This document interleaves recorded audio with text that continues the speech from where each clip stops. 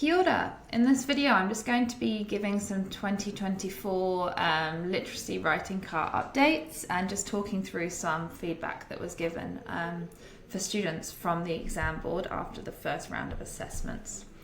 So one of the main things that I have noticed recently with the CAAs is that students are dropping marks or struggling with the structure component of the marking schedule.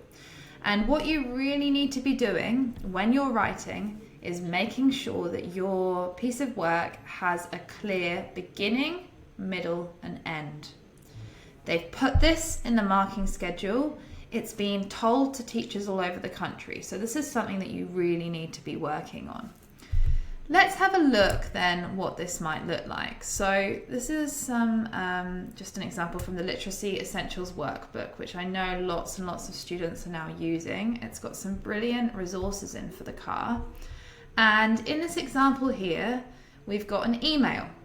Okay, so we've got the subject at the top.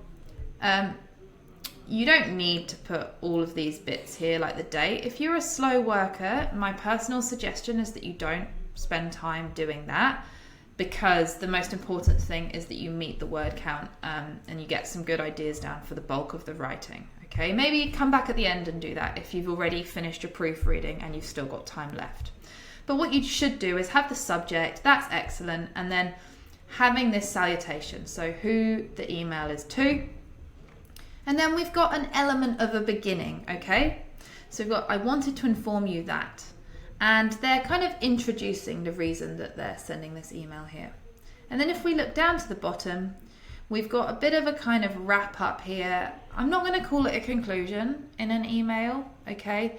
But they end up by kind of summarizing their overall message, and then they have this lovely complimentary close, okay? So just a little line at the end. Thank you for your support.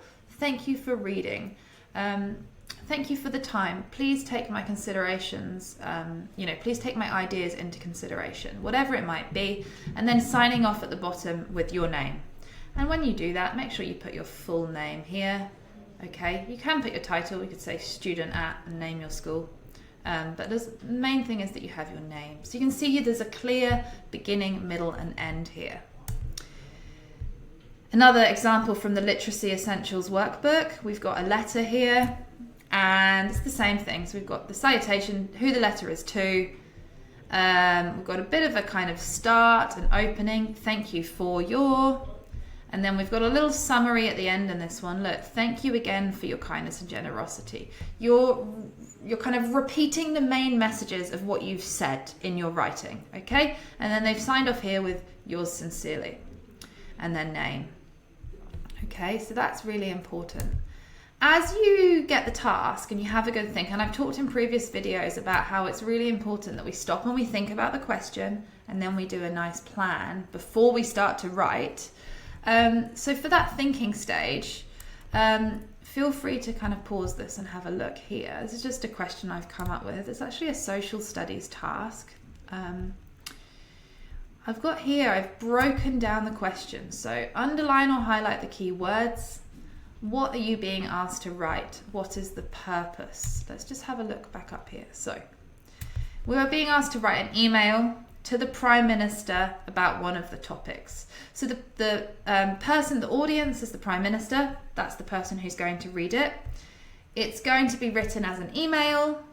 And so it's going to be sent to their inbox. And it's going to be informing them about one of these topics, okay? And there's some, as they normally do in the CAA, there's a few bullet points here that suggest what you could write about. And it's awesome to see that students have been using those bullet points and kind of doing like first paragraph, second paragraph, third paragraph. It's really sensible to do if there are bullet points. There may not be. And the final thing here, how should it be structured?